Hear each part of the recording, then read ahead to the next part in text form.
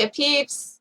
Ah, I thought I would give a gossip update, just because I don't know. I haven't slept in 24 hours. I'm really good at this not sleeping thing, this insomnia thing. What? But let me zoom out a little. That way, that way I won't keep getting my chin cut off. Because even though it's not a very pretty chin, I do like having it on my face. Uh, And so I'm going to talk about some things that normally by now I would have called my girlfriend in California to talk about, but she is no longer with us. And I don't really have anyone to talk about when it comes to acting and things that happen to me on set anymore. And I don't want her to talk about it. So I thought, you know what, I'll share the stories here to be ignored. And for those of you finding this video on YouTube, I actually make these little uptades more for my personal blog where people who know me personally do sometimes go. So, you're just kind of coming in, not knowing me most and you're going to try to shitstorm me and you're going to discover that I don't give a damn. Because I don't. Sorry, I'm not a boomer and I'm not a millennial. I'm one of those self-absorbed Gen Xers. Anyway, but I wanted to start with update. Now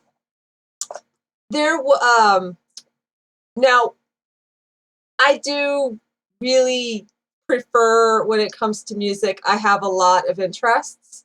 And I'm really pleased because the hubby got me a turntable that will rip records into MP3s, which is great because I have Balaam and the Angel vinyl that are not on CD. So I'm really excited because when I make some time, I'll be moving them over to MP3. And I thought about contacting the surviving Balaam and the Angel member just because I really like their stuff. So when it comes to music, I have this eclectic. I like to listen to some electronic. I like, oddly enough, I got to hear some Sisters of Mercy when I was younger, but I was never in a position to hear a lot of them. I understand. I spent a lot of times isolated in the woods. So, long story. So I'm rediscovering Sisters of Mercy, and I'm wanting all those old things, and they're really expensive. I will get at least one though, one. But the point is, my online shop though specializes in filk, which is FILK, which is basically, I like to call it geek music because that's what a lot of people, they call it geek music because they don't know that the actual genre term for it is filk.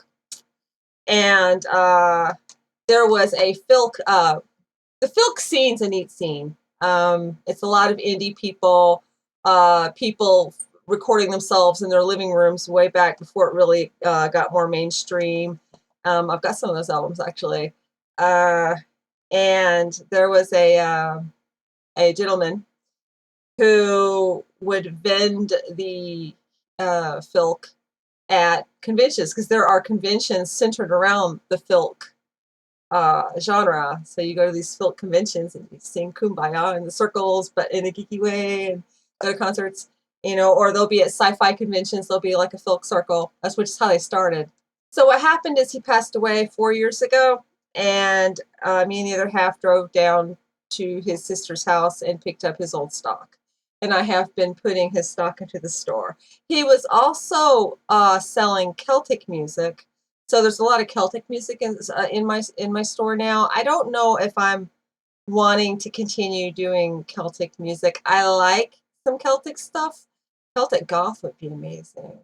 So my online shop, which if you've been following my journey, was just mostly publishing comics and Akashic, is now completely overrun with filk CDs. I have become a music store, and I'm loving it. I do wish though that I could open up a gothic arm and start offering indie goth for goth indie Celtic dark wave. But I thought I would show you one of the CDs that I was looking at this morning.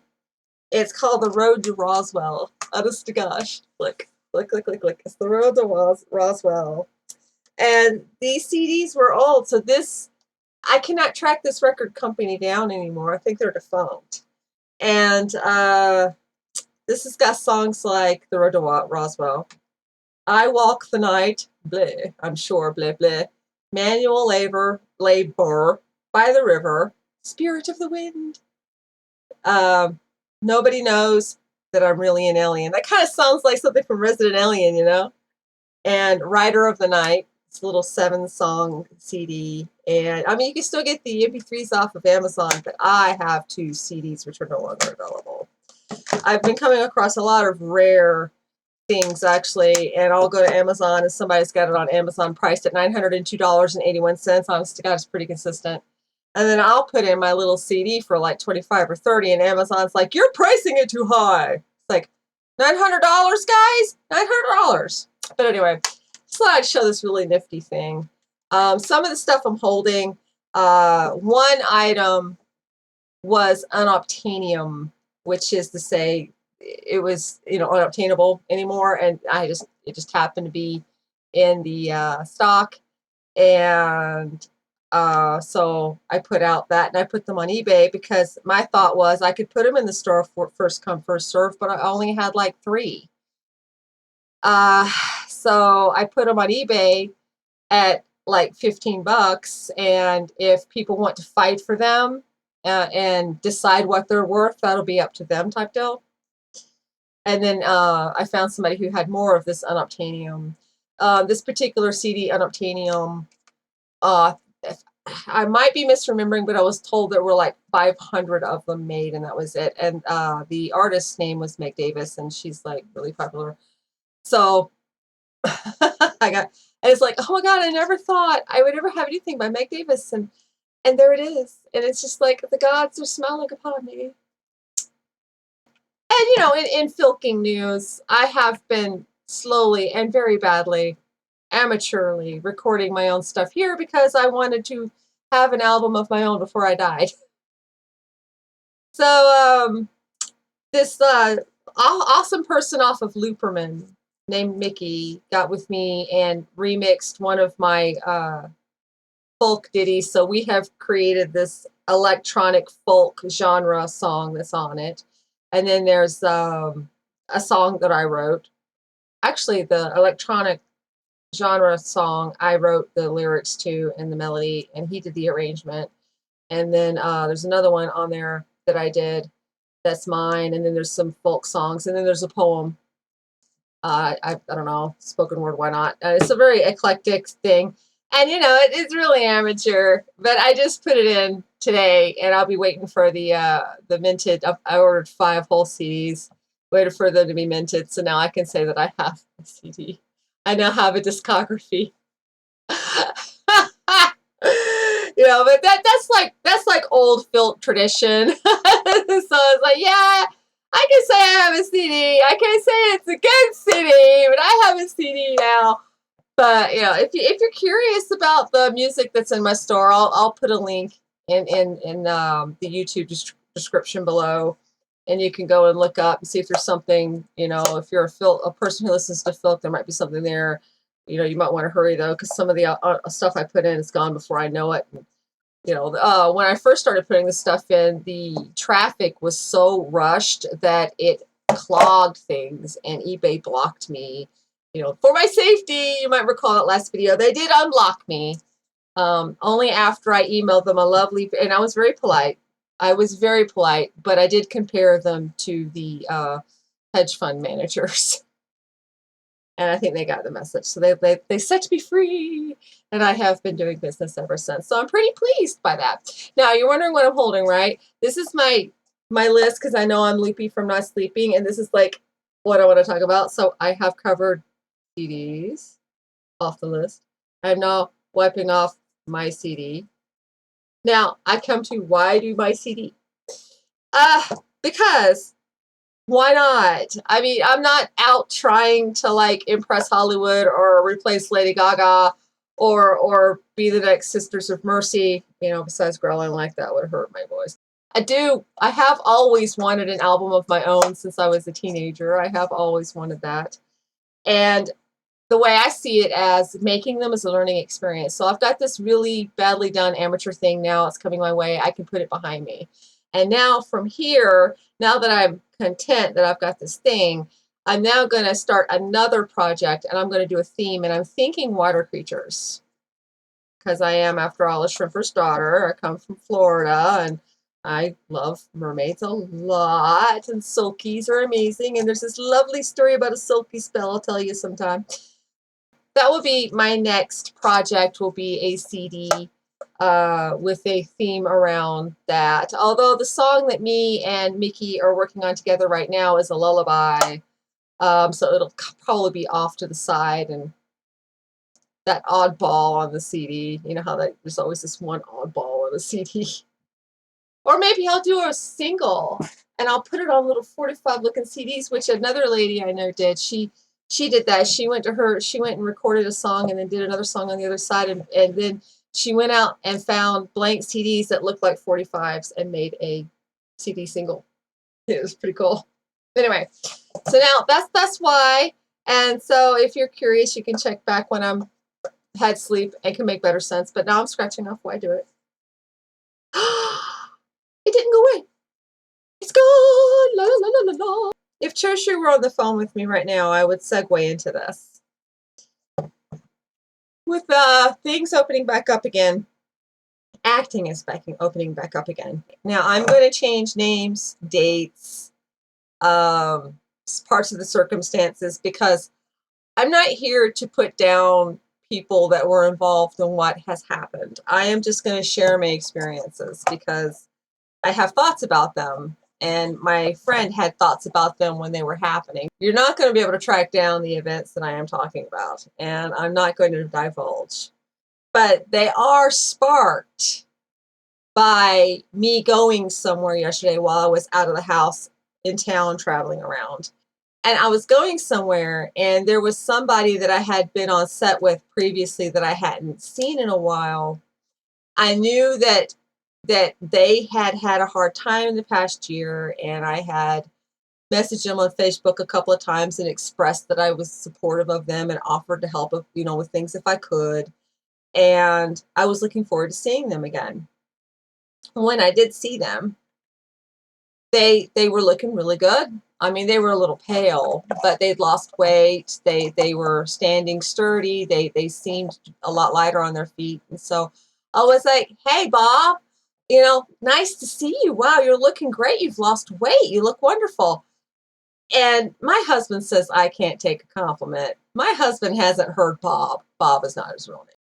Then it just kind of made very clear that I was only tolerated as he talked to the friend that came in with him, and which is fine. You want to talk to your friend, you don't want to say hello to me, that's fine.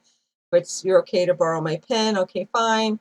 But there was one moment where Bob said that he had been part of this project, and I'm going to change the name, but I'm still going to give you the gist. He said that he had went and worked on the road to Dallas, Texas. And I was like, "Wow, you went all the way to Dallas, Texas?" And he got offended.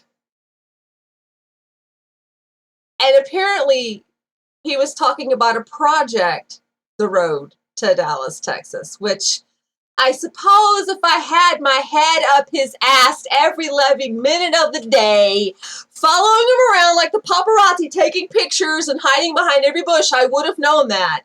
But being somebody with my own life, I should just do the courtesy of like camping in his front yard and watching him 24/7 so I could know what the hell every single project he does all of the time.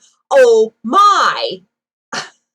Because he got offended at that. And he talked to me like I was stupid. He's like, "No, I worked on the project, the road to Dallas, Texas."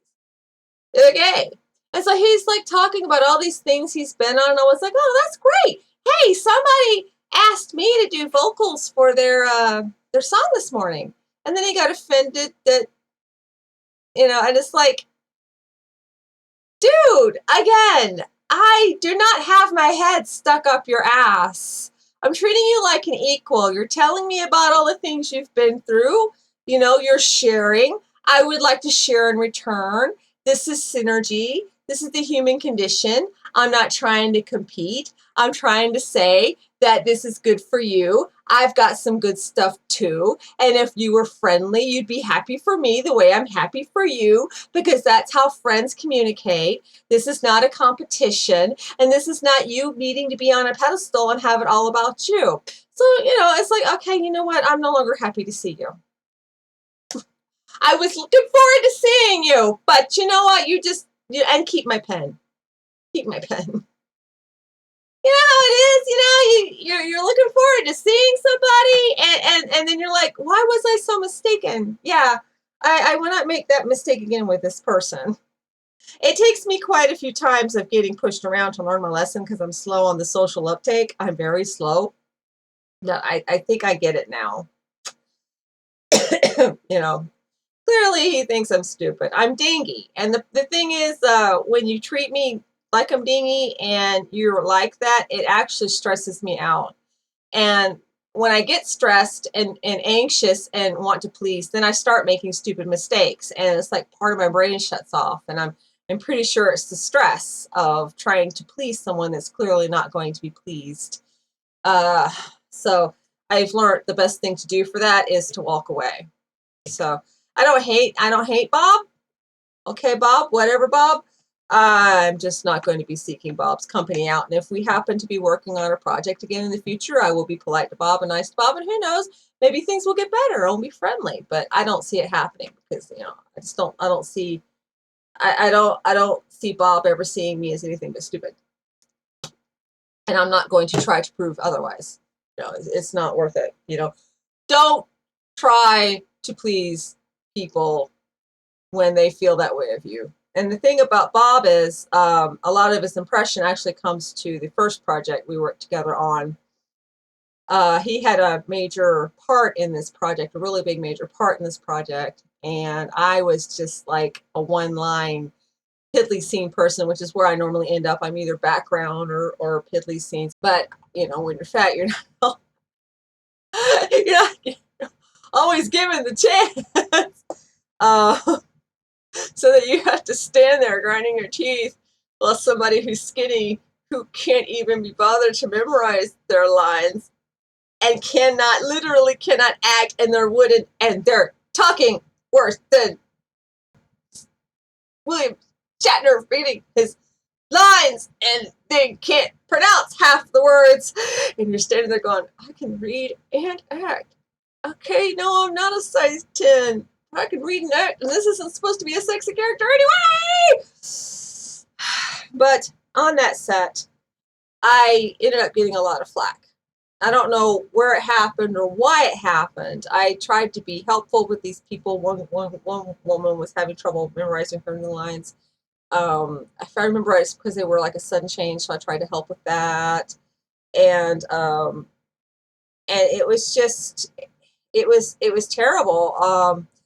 One of the main culprits of that, she would act out a lot on set and be loud when they're trying to film and stuff. And I would call my Hollywood friend and I would tell her what's going on, and she'd be like, oh my God, out here they would be fired. They would be fired.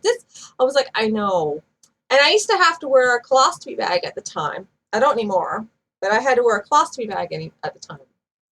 And we were doing a scene, and I was putting my all into the scene. I'm very expressive, in case you haven't noticed. It's not overacting. I'm genuinely this way. I am a female Robin Williams, but not as clever. And it opened, and that was embarrassing. And I didn't have any wipes or anything, so I didn't expect it to happen. And so then they're like, well, she should never have walked off the set. It's like, what was I supposed to do? Stand there dripping poo? Mika Chut going down my legs. The reason why I segue into that is because after all that, I was looking forward to seeing this person and got talked to like I was stupid. All right, I'm done.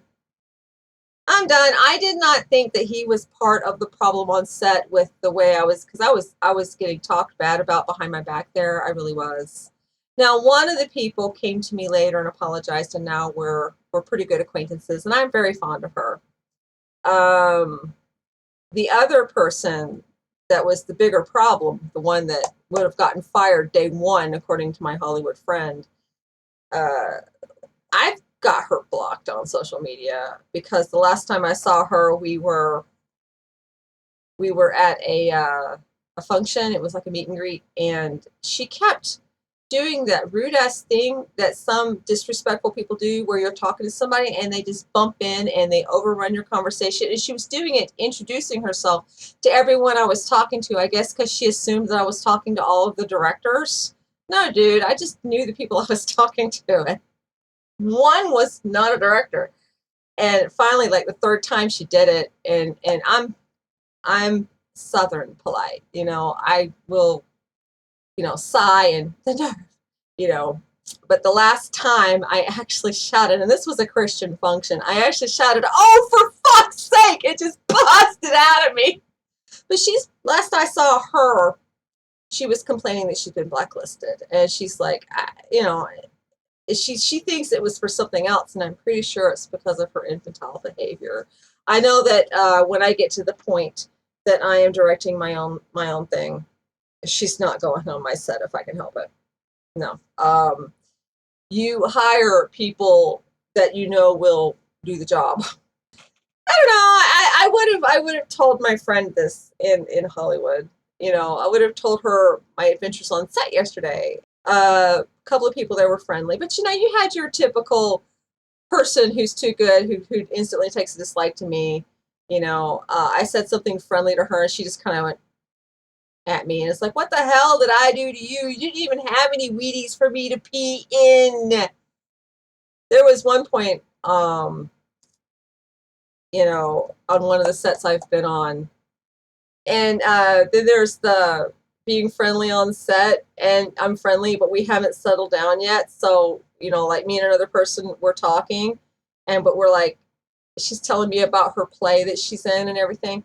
And then everything settles down. And I'm quiet because you need to be quiet to listen. And the lady shouts, "Quiet on set! We're rolling!" And you can feel everybody glaring at me. And it's like, I'm not saying a word. And another funny one, I was a captive, and I had to have like a bag over my head, and I'm supposed to be like tied to a tree on one of the sets I was on. The director is talking to another guy who's stationed next to me on what to do in the scene, and I'm watching and listening because he's by me. And on top of the fact that there is nothing else to listen to, it was a good idea to listen to what's going to happen in the scene, because I felt like maybe I needed to know. But more importantly, because for some odd reason, when I'm dressed like a normie, mundane, I was wearing, mundane, I wasn't dressed like this, I'm easily overlooked. I mean, I'm completely invisible. I would be like the perfect spy. People would think I was a trash can. And I would be like a trash can. I'll open my mouth. And I'm not going to let you put it in, though. I'll just pretend. And they're standing within 2 feet of me.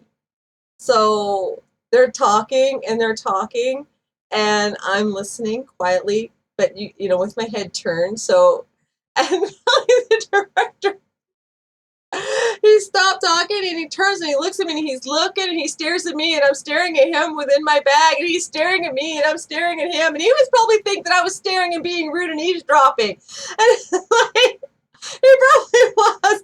Meanwhile, what was happening on my end was I was paying attention to my environment, making sure there wasn't going to be any instructions for me. And furthermore, they were within 2 feet of me. I might have had to dodge if they took just one step in the wrong direction. Acting season is back with all the mishaps and the yeps and the turns. You have a lot of fun on set when you get with good people, and I truly enjoy it. Past that negativity, I try to turn the negativity to my benefit. I try to take lessons from it, like with Bob. The lesson here is that I was wrong, And it's nothing to hate, it's nothing to hold a grudge about, but it is something to stop pursuing because there are positive things one needs to be doing in their life. Learning to move on and keep positivity in your life, and learning when to pick your battles. But as far as being stared at by the director, no, I am not apologizing for that. Pay attention where you're walking. Oh my God, it's been 30 minutes of me rambling. And you know what? I'm going to post this anyway because I need to do an update for a website. I got my hair cut recently, and I'm going to tell you now how I get the purple to stay on the gray. For those of you who don't know, I think I've mentioned it before. We're going to end with this hair secret, which was tradition with my Hollywood friend Shoshu. You douse your hair in coconut oil, and a lot of people say to leave it on the night before, but what I do is I'll douse it a few hours, and then I'll have the coconut oil on when I do the, I don't have Manic Panic because our store stopped selling it and I have to go out of town to get it. So I've got Punky Hair Color, which I hate. I don't like the Punky Hair Color because although it does go on, it washes off so easy. And the first time I did it, I had to go to some set or something special, and I was mortified because the dye had coated my body and I looked like an alien from Star Trek. I was this beautiful color of purple just from dyeing this one little bit. So I try not to use the Punky Hair Color. It doesn't work with my hair very well. So splat, believe it or not. So I've got my hair coated in olive oil, and then I'll put on the splat and I'll leave it on for a couple hours mixed with olive oil. And then I wash it out, and the roots stay purple instead of what I'd been struggling with, which was these horrible roots. Now, I wish I had known this in my younger years because I have been trying to dye my hair colors since I was like 15, and the most I could get was orange. And I could do some blue here and there, but my hair is what a hairdresser once called nuclear hair. It takes a nuclear bomb. So this was done with sleeping with hair curlers. You know, I've just got some really resilient hair. So that's my trick, and this will stay for a while until they grow out, and then I'll just do it again to get the ends. My plan is to just let the purple keep creeping over, because Goths, they don't fade to gray. They dye to purple. Just like me. I should dye to purple to the bed now.